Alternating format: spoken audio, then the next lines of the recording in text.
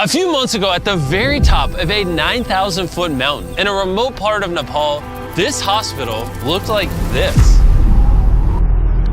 Because of its isolation, this community has no electricity, meaning that local doctors have no access to proper medical equipment and often had to perform surgeries and complex procedures in the dark using only a flashlight and very basic tools. If more complex care was needed, it would take hours to walk to a better medical facility. These limitations have resulted in many fatalities and miscarriages. So our long-term partners Give Power, who we have worked with in 3 previous Beast Philanthropy videos, asked Dan and Darren to join them on a trek to the village of Kalagwen to help them solve this problem, where they were given an incredibly warm welcome in undoubtedly one of the most beautiful places on Earth.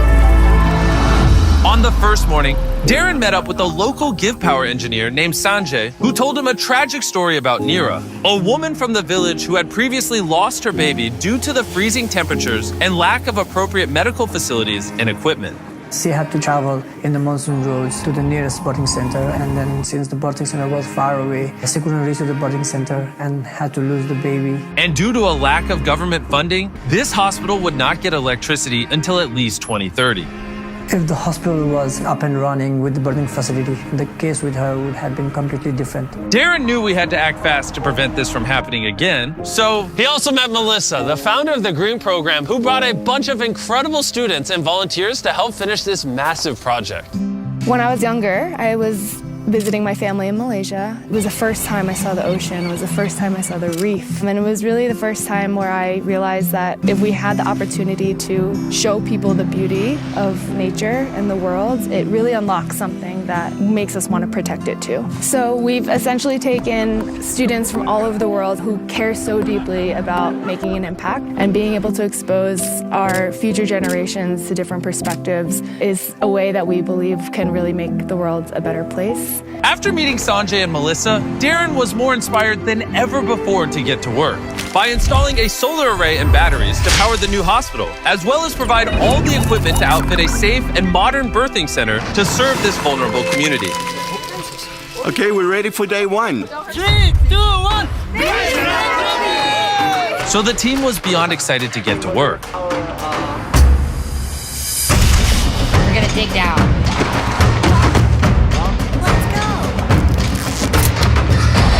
By the end of the first day, the team managed to finish all the digging and wiring.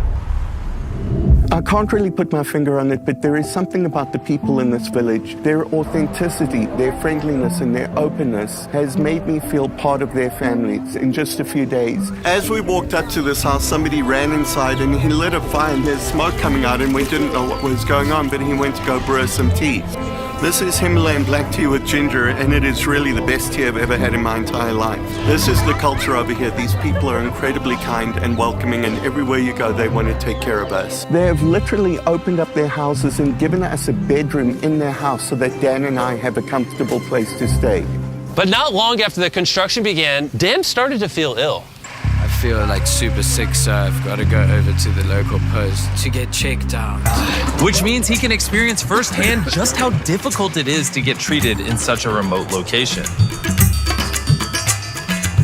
As you can see, everything's locked up here, and that's the harsh reality is if you're severely ill in a village nearby, you'd have to make a 7-hour trek to get to the closest big facility that can help. Fortunately, there was a nurse on site that was able to see him.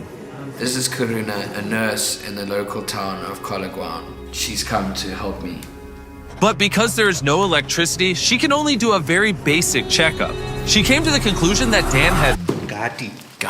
Yeah. I've got Gati, bro. It's a rare Nepalese disease. Actually, it's just a minor cold.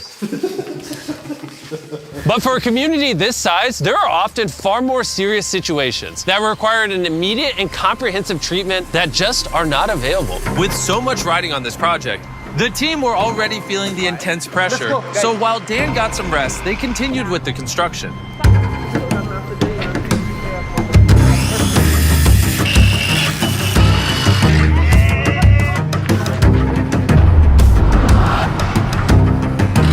Now that the supporting structure was built, we could begin installing the solar panels.